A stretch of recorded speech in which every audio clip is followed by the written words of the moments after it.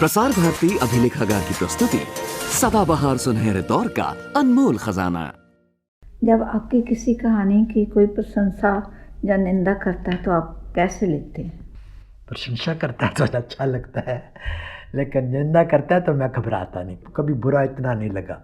कोई कहता है तो मैं यही मुझे अपने पे इतना विश्वास होता है अपनी कहानी पर लिख कर कि एक दफ़ा कई दफ़ा होता है कि मैं फिर कहानी को ज़रूर देखता हूँ अगर किसी के बारे में कोई कहे, लेकिन अक्सर ये देखा गया है कि जो निंदा करता है वो निंदा करने के लिए करता है, उसने कहानी को समझा नहीं होता। इसलिए मुझे तसल्ली होती है क्योंकि इससे पेशतर कि मेरी कहानी मुझसे हटकर मैगज़ीन में जाए या पाठक के पास जाए, मैं तसल्ली कर लेता हूँ कि उस कहानी में कोई ऐसी बात नहीं है जिसकी निंदा की जा सके।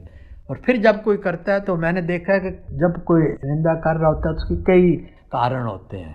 कोई मुझसे खफा होता है, कोई पंजाबी ज़बान से खफा होता है, किसी का और मंतव होता है, तो इसलिए मुझे कभी घबराहट नहीं होती। लेकिन जब कोई अच्छा कहता है तो मुझे अच्छा लगता है, तो इससे इनकार नहीं है। क्या आलोचक आपकी कहानियों के साथ इंसाफ कर पाए, उनकी सही इंटरप्रिटेशन देने में समर्थ हुए?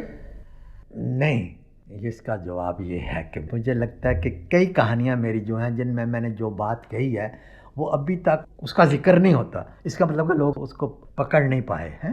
तो कई नावलों में भी मुझे लगता है कि मैंने एक किरदार जो है उसको इस तरह पेश किया है, एक कैरेक्टर को। आप किसी का एग्जाम्पल दे के बताएं हमें। मसलन एक कहानी है मेरी दुर्गंध सुगंध। दिलीप, अगर तुम्हारी इजाज़त होगी तो पहले मैं इस कहानी को सुनाऊंगा, फिर मैं इस बात पर बहस करेंगे कि इसमें क्या बात थी जो पाठक को समझ नहीं आई। लारियों के टिकट घर पर बड़ी भीड़ थी। जब मेरी बारी आई तो मैंने जंडियाले के लिए फर्स्ट क्लास का टिकट मांगा और 5 का नोट टिकट बाबू को पकड़ा दिया। बाबू ने पैसे लेते हुए मेरी ओर देखा और मुंह से कुछ बुड़बुड़ाया भी, पर शोर इतना था कि मेरे पल्ले कुछ ना पड़ा। फिर टिकट बाबू ने मुझे टिकट दिया, बाकी पैसे दिए और मैं भीड़ से बाहर निकल आया। जिस बस को चलना था उसकी अगली सीट पर मैं किताबें रख कब्ज़ा जमा बाहर एक और हटकर अपने मित्रों के साथ गप्पे मारने लगा। कितनी देर हम देख देख कर हैरान होते रहे। लोग दौड़ दौड़ कर भाग भाग कर मुर्गियों की तरह बसों में लद रहे थे और फिरकनी की तरह ये लारियां अमृतसर जलंधर के बीच घूम रही थीं। इतने में हमारी बस की भी भर गई और ड्राइवर ने भौंप बजाना शुरू कर दिया। बस जब स्टार्ट हुई तो मैंने अपने मित्रों के साथ हाथ मिलाकर बस की ओर लपका।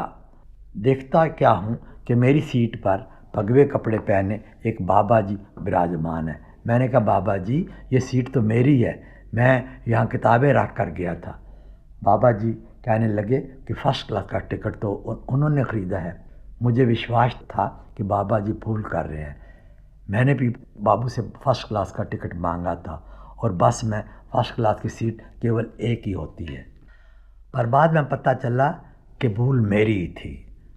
बाबू ने मुझे थर्ड क्लास का टिकट दिया था। जंडियाले की सवारियों को अगर अमृतसर से लारियों वाले फर्स्ट क्लास का टिकट दे दें तो आगे जलंधर तक उनकी सीट खाली जाती है और इस तरह कंपनी को नुकसान पहुंचता है। बस चल पड़ी थी। अपनी भूल पर लज्जित किताबें उठा मैं सबसे पीछे बस में जा घुसा। बाकी मुसाफिरों को मेरे झगड़े का पता चल चुका था। एक सीट पर थोड़ी सी जगह मेरे लिए खाली हुई और मैं उस पर टिक गया। अब मुझे पता चला कि जब मैं टिकट ले रहा था तो टिकट बाबू ने क्या कहा होगा। ये बात जो सवारियों की शोर में खो गई वो ये होगी कि जंडियाले वाली सवारियों को अपर क्लास का टिकट नहीं दिया जाता और मैं चारों ओर से जैसे दबा जा रहा था। मेरे पीछे एक बूढ़ी औरत बैठी थी जिसका बाकी बच्चा इकलौता दांत नीचे उसके होंठ पर बज रहा था। जंडियाले वाली सवारियों को अपर क्लास का टिकट नहीं दिया जाता और मेरे दाईं ओर खड़े 2 बच्चों में से छोटे बच्चे की नाक बह रही थी, बह बह कर उसके मुंह पर पड़ रही थी। जंडियाले वाली सवारियों को और मेरे आगे कंबल में लिपटी सवारी में से मुझे गंध आ रही थी। मुझे बार बार विचार आता कि हो ना हो उस सवारी को तपेदिक या इस तरह की कोई ख़तरनाक बीमारी होगी, और मुझे लगता ऐसे दुनिया भर की बीमारियां मुझे चिपक रही हों। मैंने अपना मुंह बस की खिड़की से बाहर निकालने का प्रयत्न किया। बाहर हवा ठंडी थी। जैसे जैसे बस तेज़ होती, जैसे जैसे हम आबादी से बाहर निकलते, हवा और ठंडी होती जा रही थी। मैं अपनी नाक बाहर निकालता, थोड़ी सी ताज़ी हवा लेता, ठंड से नाक सुन्न होने लगती, और फिर मैं मुंह अंदर कर लेता। मुंह अंदर करता तो बस में से मुझे हर तरह की बदबू आती। बहरे नाक की बू, मैले कीचड़ कपड़ों की बू, बालों की बू जिनमें पता नहीं किस किस घी से मालिश की हुई थी, सांसों की बू जो अनमंजे दांतों में से आती, नस्वार की बू, तंबाकू की बू, बीड़ी के धुएं की बू, देशी शराब की बू, पेट्रोल की बू, मिट्टी धूल की बू। जब मैं खिड़की से मुंह अंदर करता, कभी मेरी नाक कंबल के में लिपटी सवारी से जा टकराती, कभी टकराते टकराते बचती। मुझे हर बार घबराहट होती, हर बार खींच उठती। कैसे पत्थर का पत्थर लिपटा हुआ है, ये मर्द है या औरत? मर्द नहीं हो सकता, मर्द होता तो ज़रूर मुंह बाहर निकालता। ये औरत है, कोई बीमार बूढ़ी औरत। अगर औरत है तो कैसे मुर्गी की तरह उंकड़ू बैठी है। और इस तरह सोचते हुए मुझे आगे बैठी सवारी में से एकदम बू आई, जैसे बाड़े में से निकली भेड़ से आती है, मल, मेंगनों और कीचड़ की बू। पर ये औरत नहीं हो सकती। औरत होती तो इसके साथ कोई मर्द होता, कोई पति या कोई बेटा, शायद कोई मर्द हो, कोई सचमुच मर्द, बूढ़ा, जिंजर, बीमार, मरने वाला है। ये कि मारी तो नहीं गई? कैसे अड्डिग बेजान पत्थर पड़ा है। कुछ इस तरह के विचारों में मैं फिर डूब रहा था कि सामने के कंबल में से मुझे फिर दुर्गंध आने लगी। गीले कूड़े की दुर्गंध, कबूतरों के दड़बे के बीठों की दुर्गंध। हवालदार की माँ का मेरे पीछे ज़रा हटकर बैठी एक ग्रामीण सवारी ने पुलिस के हवालदार को एक भारी भरकम गंदी गाली बकी। किसी हवालदार की बात चल रही थी। एक और ग्रामीण ने उससे भी गंदी गाली देकर हवालदार की और बुराई की। लारी हवा से बातें करती उड़ी जा रही थी। मुझे अपने कपड़े मैले मैले लगने शुरू हो गए। मेरे हाथ मुझे गंदे गंदे लगने शुरू हो गए। मेरे मुंह का स्वाद फीका फीका, जैसे कह करने को मेरा जी चाह रहा हो। मेरे आगे कंबल में लिपटी सवारी पता नहीं कोई मरीज़ थी, पता नहीं कोई लाश थी। मेरे पीछे बैठी एक दांत वाली बुढ़िया कभी की सो चुकी थी। एक लारी का शोर था, एक बुढ़िया के खरांटों का शोर था, एक उन मुसाफिरों का शोर था जो अभी तक दांत पीस पीस कर हवालदार को कोस रहे थे। फिर सामने सीट पर बैठे एक बूढ़े किसान ने पूरा मुंह फाड़ कर जमाई ली। एक और ने डकार लिया और मूली की बू जैसे नाक को झुलसती हुई चली गई। मेरे आगे की सवारी पत्थर की तरह अब चल पड़ी थी। मेरा जी चाहता कि यदि वो 1 इंच भी आगे सरक जाए तो मैं शायद इस तरह खिड़की की ओर मुंह करके बैठ सकूं कि कम से कम उस तरफ से मेरे दिमाग में चढ़ रही भूत तो मुझे इस तरह परेशान ना करे। पर यह निष्प्राण अड्डोल लाश की तरह पड़ी थी और मेरा जी चाहता था कि मैं अपना सिर फोड़ लूं, कपड़े फाड़ लूं और ज़ोर ज़ोर से चीखना शुरू कर दूं। इतने में लारी खड़ी हो गई। ये तो जंडियाले का अड्डा था। मैंने लाख लाख भगवान का शुक्र किया और जैसे फुदक कर लारी से बाहर आ गया। जंडियाला शहर लारियों के अड्डे से कोई 4 फरलांग की दूरी पर है। मैंने कपड़ों को झाड़ कर सड़क के किनारे एक आदमी से जंडियाला शहर के स्कूल का पता पूछा। फिर तेज़ तेज़ सामने कच्ची सड़क पर चलने ही लगा था कि मैंने पीछे मुड़कर देखा। वही लारी वाला कंबल तह करके अड्डे पर आए अपने नौकर को पकड़ा रही एक अत्यंत सुंदर स्त्री मेरे पास खड़ी थी, जैसे आसमान से उतरी कोई परी हो। आप आगे क्यों नहीं बैठी? नौकर कपड़ों को झाड़ रही, बालों को संवार रही उस सुंदरी से पूछ रहा था। अमृतसर से जंडियाले आने वाली सवारियों को आगे बैठने की जगह नहीं देते। सफ़र ही कौन सा लंबा होता है। अप्सरा जैसी वो स्त्री अपने नौकर को समझा रही थी, मुस्कुराहटें बिखेरती हुई, शांत सहज, जैसे मोती लुटा रही हो। मुझे खुशबू की एक लपट सी आई, जैसे लाख गुलाब महक रहे हों। मीठी मीठी सुगंध मेरी आंखें जैसे मुंद गईं, और फिर वो जंडियाले शहर वाली सड़क पर चल पड़ी। एक नशे में डूबी मुंदी मुंदी आंखें, मैं भी उस सुगंध के पीछे हो लिया। छोटी छोटी इधर उधर की अपने नौकर से बातें करती। मुझे यूं लगता जैसे कोई गीत गुनगुना रहा हो। बात बात पर वो हंसती, जैसे चांदी के घुंघरू बज रहे हों। बार बार उसका दुपट्टा उसके सर से फिसलता, और उसके गज गज लंबे बाल जैसे खुशबू बखेर रहे हों, जादू कर रहे हों। मैं सोचने लगा, ये दुर्गंध कहाँ गई? वो दुर्गंध कहाँ गई जो इस सवारी के कंबल में से लारी में बैठे मुझे आ रही थी? गीले कूड़े की दुर्गंध, कबूतरों के दड़बे की, बीठों की दुर्गंध। कंबल वाली सवारी तो मेरे आगे आगे चली जा रही थी, जैसे सुगंधियों की कोई पिटारी हो, जैसे लाख खुशबुओं की किसी डिब्बे को खोल दिया गया हो, और मुझे वो गीले कूड़े की दुर्गंध, कबूतरों के दड़बे में बीठों की दुर्गंध अपने आप से आने लगी, अपने हाथों से आने लगी, अपने कपड़ों में से, अपने अंग अंग में से, अपनी सांस में से, अपने ख्यालों में से। आलोचकों ने इस कहानी का क्या किया है? हाँ, एक आलोचक ने उन दिनों, उस वर्ष मुझे आपके पंजाब गवर्नमेंट की तरफ से सम्मानित किया गया, और उसके बाद उन्होंने एक गोष्ठी की। उस गोष्ठी में मैं तो शामिल नहीं हुआ, लेकिन उस गोष्ठी की कार्रवाई मुझे भेजी गई। उसमें किसी आलोचक ने ये कहा कि दुग्गल को गरीबी से बदबू आती है और अमीर लोगों में से खुशबू आती है। अब उसने बिल्कुल इस कहानी को नहीं समझा कि एक तो पहली बात ये कि जब किसी कहानी में फर्स्ट पर्सन सिंगुलर कोई होता है तो उसका कभी ये मतलब नहीं होता कि वो आथर होता है। अगर फर्स्ट पर्सन सिंगुलर आथर हो, लेखक हो, तो वो उसको समरण कहेगा, कहानी नहीं कहेगा। और दूसरी बात ये कि उसने आखिर में जाके जो मैंने कहा कि मुझे अपने आप से, यानी मैं अपने आप को प्रोजेक्ट कर रहा था, वो बुक भी मेरे अंदर थी, खुशबू भी मेरे अंदर थी। वहाँ लारी में बैठे हुए अपनी बू को प्रोजेक्ट करके सूंघ रहा था, अब मैं उस खुशबू को प्रोजेक्ट करके सूंघ रहा हूँ। तो ये बात उसको समझ में नहीं आई, मैं क्या करता। आप अपनी कहानी के साथ संतुष्ट हैं या इससे भी आगे जाना चाहते हैं?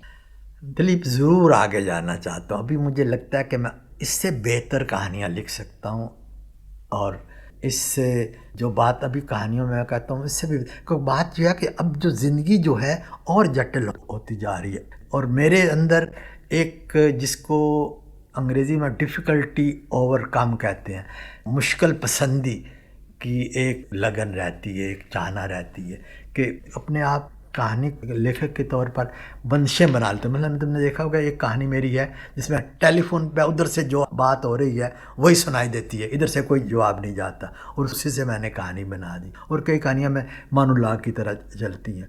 अब खुद ही बंदिश एक अपने लिए बना लेता हूँ, लिमिटेशन बना लेता हूँ, उसमें कहानी लिखनी शुरू कर देता हूँ, और ये कोशिश करता हूँ कि कहानी कामयाब होती है कि नहीं। कभी हो जाती है, कभी नहीं होती है। आपने एक जगह लिखा है कि आपकी कहानी आपके आसपास की घटनाएं, आपके संपर्क में आने वाले पात्रों, आपके समाज में अपनाए मूल्यों की पहचान, उनकी सच्चाई को जानने की कोशिश होती है। यह तो वर्तमान यथार्थ की बात हुई। क्या एक बड़ा लेखक जीवन का एक रोजनामचा ही तैयार करता है? लेकिन मैं समझती हूँ कि आपकी कहानियों में सिर्फ रोजनामचा नहीं होता। आपकी कई कहानियाँ, जैसे इंदु सोच रही थी, करामात, कैद, मैना पापी, चांदनी रात का दुकान आदि, यथार्थ के जरिए सत्य कहती हैं। आपका क्या विचार है?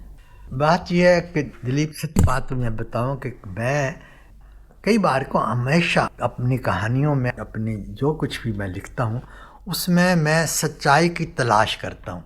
मुझे अगर मेरे सामने कोई समस्या आए तो मैं उस समस्या का हल है वो एक कहानी लिखकर, उन हालात को पेश करके देखता हूँ कि वो कैरेक्टर जो है, मैं जो पात्र है, वो कैसे आगे चलते हैं। तो मुझे उसमें कहानी का जो मेरे अंदर सवाल होता है उसका जवाब मिल जाता है। कुछ ऐसे मेरी जो रचना है उनमें आप देखेंगे। डॉक्टर जसवंत सिंह नेकी कहते हैं कि दुग्गल पहले कवि है, फिर कुछ और। पंजाबी के सोवियत विद्वान सर्वे का कहना है कि दुग्गल असल में नाटककार है। साहित्य अकादमी का अवार्ड आपको कहानी के लिए मिला। डॉक्टर गुरबचन सिंह तालब आपको अंतर्राष्ट्रीय पदर का उपन्यासकार कहता है, फिर भी आपने कहानियाँ ही बधेरे क्यों लिखी हैं? कहानियाँ क्योंकि जब मैंने कविता को छोड़कर कहानी की ओर आया तो बहुत देर तक मैं कहानियाँ लिखता रहा, लेकिन पिछले कुछ वर्षों से मैंने उपन्यास भी लिखे हैं और उपन्यासकार के तौर पर भी मुझे कुछ मान्यता मिली है। मैंने नाटक भी लिखे और कुछ नाटक जो है मेरे वो सफल हुए हैं। तो ये तो मैं मानता हूँ कि एक साहित्यकार जो है, एक कलाकार जो है, वो जो कुछ भी करे, मैं सोचता हूँ अगर शायद जब बच्चा था तो मैंने कुछ दिनों के लिए पेंट करना शुरू किया था, फिर छोड़ दिया। तो मैं सोचता कि अगर मैं उसी को फॉलो करता, उसी को परसू करता अपनी पेंटिंग को, तो मैं शायद पेंटर बन जाता। और अब भी अगर नाटक लिखे हैं, मैं थिएटर के लोगों के साथ मेरा संबंध कम रहा है, उनको कम मिला हूँ, या मैंने उनको कभी कहा ही नहीं किया कि मेरे नाटक खेलें। तो रेडियो में जब था तो नाटक लिखता था, उनको ब्रॉडकास्ट करता था, तो नाटक थे। तो इसलिए मैं सोचता हूँ कि एक आपको पहले अंदर एहसास से भरा दिल होना चाहिए, और फिर आप चाहे आप अच्छे डांसर बन सकते हैं, अच्छे म्यूजिशियन बन सकते हैं, अच्छे नाटककार बन सकते हैं, अच्छे कहानी लेखक बन सकते हैं। डॉक्टर मोहन सिंह दीवाना ने आपके कहानी संग्रह डंगर की भूमिका, जो किताब के साथ नहीं छपी, आपकी कहानी कला की बहुत तारीफ़ की है। वो जल्दी किसी की तारीफ़ नहीं करते थे, मगर प्रोफेसर मोहन सिंह ने कहा है कि दुग्गल की कहानियों की भाषा उस औरत की बनाई दाल जैसी है जो औरत सुगड़ नहीं। आप इस बारे में क्या कहेंगे? दोनों सही हैं। प्रोफेसर मोहन सिंह ने जो कहा था मेरी भाषा के बारे में, तो उस ज़माने की मेरी कहानियों के बारे में उन्होंने कहा जब मैं सचमुच भाषा की परवाह नहीं करता था, जो कुछ मुंह में आया लिख देता था, और लोग भी उसे पढ़ते थे, खुश होते थे, पसंद करते थे। लेकिन ये बात अब नहीं है। एक समय आया जब मैं बहुत मोहतात हो गया, और अब जो मेरी कहानियाँ मैं लिखता हूँ उनको पढ़ता हूँ, फिर उसको साफ़ करता हूँ, टाइपों की आती हैं फिर पढ़ता हूँ, प्रेस में जाती हैं प्रूफ मंगवा कर पढ़ता हूँ। तो हाँ, डॉक्टर मोहन सिंह मेरे बहुत दीवाने थे, बहुत दोस्त थे, और वो हमारे यहाँ आते थे, बहुत प्यार करते थे। और ये जो डंगर के बारे में उन्होंने लिखा, उसकी कहानी ऐसी है कि एक दफ़ा हमारे यहाँ ठहरे हुए थे, जलंधर रेडियो स्टेशन में हम थे, वो ब्रॉडकास्ट करने आए, तो डंगर का पहली कापी आई थी प्रेस से चलते वक्त, तो मैंने उनको दी, तो वो उसको लेके चल दिए। अमृतसर उन दिनों में होते थे, तो स्टेशन पर प्लेटफार्म पर गाड़ी लेट थी, वो पढ़ने लगे, और फिर जब गाड़ी आई तो वो उस गाड़ी को भूल गए, वो पढ़ते रहे। फिर वहीं बैठ के उन्होंने कहानी संग्रह के बारे में लिखना शुरू किया, और लेके मेरे पास वापस आ गए, कहने लगे ये मैंने लिखा है तुम्हारे। मैं तो गया नहीं कि ये तुम्हारी संग्रह कहानियों का पढ़ता रहा प्लेटफॉर्म पे बैठे हुए। बहुत बढ़िया, बहुत बड़े स्कॉलर थे, लेकिन और बहुत बड़े दोस्त थे डॉक्टर दीवाना। आपने अपनी कहानियों में मानवीय रिश्तों की बात की है, समाज के प्रमाणित रिश्तों की नहीं, लेकिन दृष्ट जटिल तर रिश्तों की, जो कभी मनुष्य पर हावी होते हैं और कभी मनुष्य जिन पर हावी होता है। मनुष्य के लिए आपकी अपनी अतरंग और बहिरंग मजबूरियों से मुक्त होने के लिए, आपसे अपनी पनाह ढूंढने के लिए, निरर्थक अस्तित्व को अर्थवान बनाने के लिए, आत्म और अनात्म में एकसूरता ढूंढने के लिए, सपनों को सत्य की ओर ले जाने के लिए, आप दुग्गल भाई साहब मनुष्य के अस्तित्व की ऊंचाइयों, गहराइयों, यानी अपनी कहानी में सभी धरातलों की पहचान करने का प्रयत्न किया है। फिर भी आपने अपनी ज़िंदगी को बड़ी सरल, स्पष्ट और सहज रख पाए हैं। ये कैसे संभव हुआ? राज की बात बताएंगे?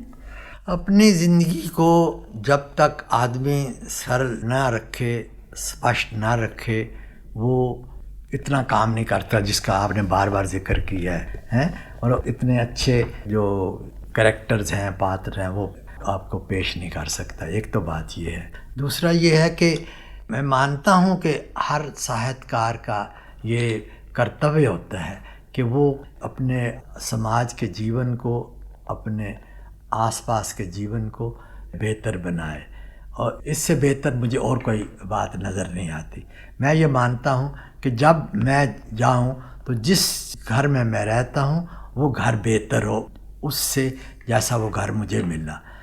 जिस समाज में मैं रहता हूँ वो समाज बेहतर हो जिस समाज में मैं रहता हूँ। तो इस तरह हो सकता है कि हर वक्त इंसान कोशिश करे ताकि सच की तलाश हो, सही बातें हों, और जो गलत बातें हैं उनसे बच कर रहे। आपके वर्तमान पंजाबी कहानी के बारे में क्या विचार हैं? दिलीप, कुछ वर्ष हुए जर्मनी में विश्व की सर्वश्रेष्ठ कहानियों का एक संग्रह प्रकाशित हुआ था। इसमें भारत से 2 कहानियाँ शामिल की गईं, एक बंगला की, एक पंजाबी की। कहानी कला पंजाबी में निस्संदेह एक विकसित विधा है। इसमें रत्ती पर मुबालगा नहीं। अगर कहा जाए कि पंजाबी कहानी भारत की किसी भी भाषा की कहानियों के साथ कदम मिलाकर चल सकती है। विश्व भर में पंजाबी कहानियों के अनुवाद हुए हैं, सादर प्रकाशित किए गए हैं, पढ़े गए हैं। 1 से अधिक पंजाबी कहानी लेखकों को ये मान प्राप्त है कि उनके कहानी संग्रह उन्नत से उन्नत विदेशी भाषाओं में प्रकाशित हो चुके हैं। इधर अमृता प्रीतम, अजीत कौर, दिलीप कौर टिवाना, प्रेम प्रकाश, जसवंत सिंह बिरदी आदि हिंदी में इस तरह जाने जाते हैं जैसे मौलिक हिंदी कहानीकार हों। इसका कारण पंजाबी कहानी की विशेष परंपरा है। आधुनिक पंजाबी साहित्य की नींव जिस पीढ़ी ने रखी उसके अधिकांश लेखक अंग्रेज़ी साहित्य के विद्यार्थी थे। संत सिंह सेखों, जिन्होंने नई पंजाबी कहानी का पितामह कहा जाता है, अंग्रेज़ी के प्राध्यापक थे। गुरबख्श सिंह प्रीतलड़ी पश्चिम से शिक्षा प्राप्त करके लौटे थे। करतार सिंह दुग्गल के बारे में भी ऐसा ही कहा जा सकता है। आज पंजाबी भाषा में 3 पीढ़ियों के साहित्यकार साथ साथ साहित्य रचना कर रहे हैं। ये हैं संत सिंह सेखों, देवेंद्र सत्यार्थी, करतार सिंह दुग्गल, अमृता प्रीतम, जस्टिस महेंद्र सिंह जोशी पहली पीढ़ी। दिलीप कौर टिवाना, अजीत कौर, प्रेम प्रकाश, संतोष सिंह धीर दूसरी पीढ़ी। महेंद्र सिंह सरना, गुरबच्चन सिंह भुल्लर, गुरुदेव रूपाणा, राम स्वरूप अनखी, वरियाम सिंह संधू, जसबीर सिंह भुल्लर तीसरी पीढ़ी। यदि नामों के बगैर इन्हें प्रकाशित किया जाए तो ये पहचान कठिन हो जाती है कि अमुक कहानी किस पीढ़ी के लेखक की है। इसके कुछ दिलचस्प कारण हैं। लघु कथा बड़ी सरल, बड़ी लचीली विधा है। इसमें आतंकवादियों की मार धाड़ के साथ बुद्धिजीवियों की दार्शनिकता की अभिव्यक्ति एक से ही सुविधे के साथ की जा सकती है।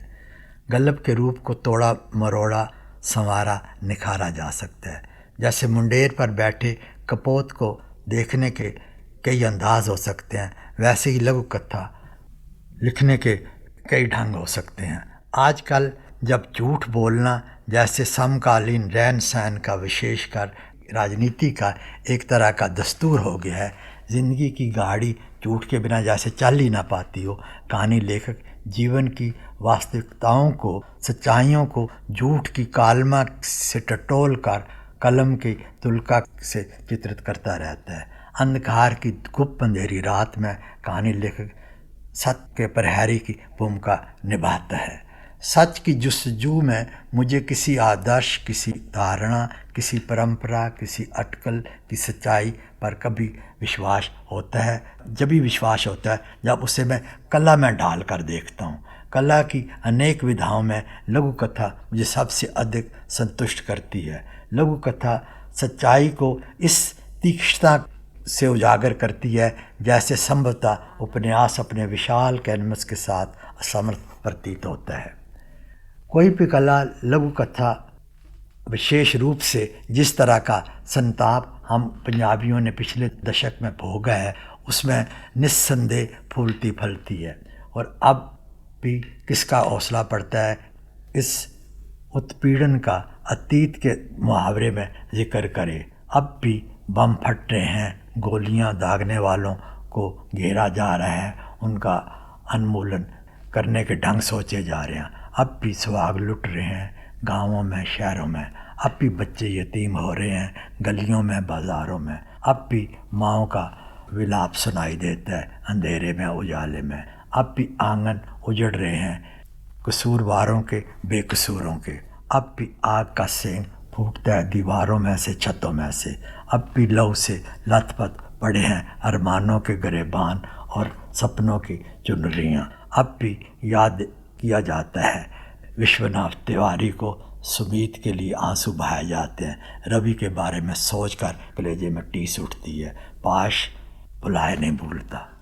कुछ इस तरह के प्रश्न हैं जिनसे आज का पंजाबी कहानी लेखक उलझ रहा है और जो उसकी चिंता का कारण बने हुए हैं। शायद ही कोई ऐसा पंजाबी लेखक होगा जिसने इस विषय पर एक से अधिक कहानियाँ ना लिखी हों, चाहे वो अजीत कौर हो, चाहे प्रेम कर प्रकाश हो, चाहे वो वरियाम संधू है जो दुआबे में बैठा संताप भोग रहा है, चाहे वो प्रीतम सिद्धू है जो लंदन में बेहाल है, चाहे वो गुरबचन सिंह भुल्लर है जिसे हिंदू सिख भाईचारे की समस्या परेशान कर रही है, चाहे वो दिलीप टिवाना है जिसे इंसान में इंसानियत लुप्त होती दिखाई देती है। कुछ कहानी लेखक अपनी रचनाओं को कुछ स्थूल घटनाओं के साथ जोड़ते हैं और कुछ वहशत और पछता को दर्शाने में सफल हुए हैं। इस विषय पर इधर पंजाबी में ढेर सारी कहानियाँ लिखी गई हैं। स्थापित कहानी लेखकों में मुझे एक भी ऐसा नज़र नहीं आता जिसकी रचनाओं पर किसी को लज्जत होना पड़े। रत का कुंगू नामक कहानी संग्रह में इस विषय पर पंजाबी कहानियाँ इकट्ठी की गई हैं। इसके अतिरिक्त और भी कई संकलन प्रकाशित हुए हैं। मेरे स्वयं के कहानी संग्रह पैन गे वैन डूंगे में 25 कहानियाँ आज के पंजाब के संताप के बारे में। फिर भी सच्चाई ये है कि आज का साहित्यकार अपने अड़ोस पड़ोस में अमन, चैन, सह अस्तित्व की खुशबू फैलाने में असमर्थ रहा है। ये एक कड़ी सच्चाई है जिसके बारे में आज के लेखक को विचार करना होगा। अंग्रेज़ी में एक कहावत है, हर काले बादल की किनार चांदी की होती है। साहित्य में भी कुछ ऐसे ही होता रहा है। जब कोई देश, जब कोई समाज किसी गहरे संकट में ग्रस्त होता है, उसकी सृजन कला एकाएक फूट निकलती है। कुछ ऐसा ही पंजाबी साहित्य के साथ हुआ है। क्या कविता, क्या लघु कथा पंजाबी साहित्य ने जैसे अंगड़ाई ली हो और पिछले कुछ वर्षों के जमूद को जैसे जुटला दिया हो। पंजाबी कहानी लेखक विशेष तौर पर आज की त्रासदी से सचेत है। अपने किसी पात्र के बारे में बताओ जो अमर हो गया हो।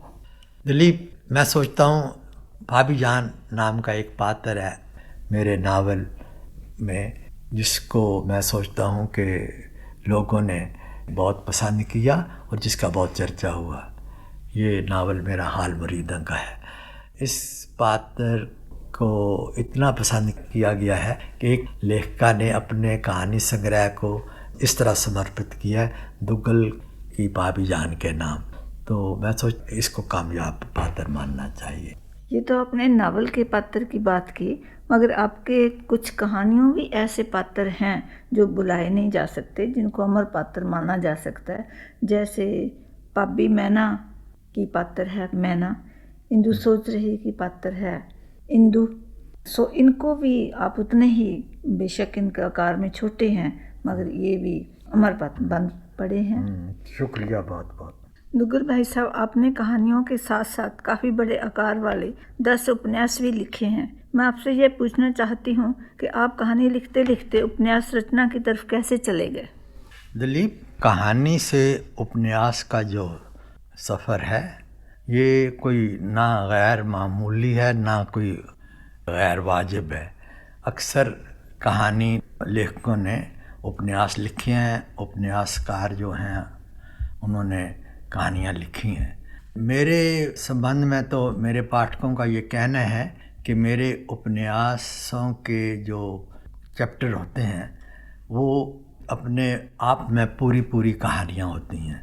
जब मैंने पहला उपन्यास आंध्रा लिखा था तो अक्सर लोगों ने ये कहा था, और मैंने भी उनको पढ़ के देखा, हर चैप्टर उसका, हर कांड उसका, 40 कांड है कि 42 कांड है, वो अपने आप में पूरी कहानी है। जो बात मैंने शुरू की उस बात को वहीं पूरा किया, फिर उसको आगे चलाया।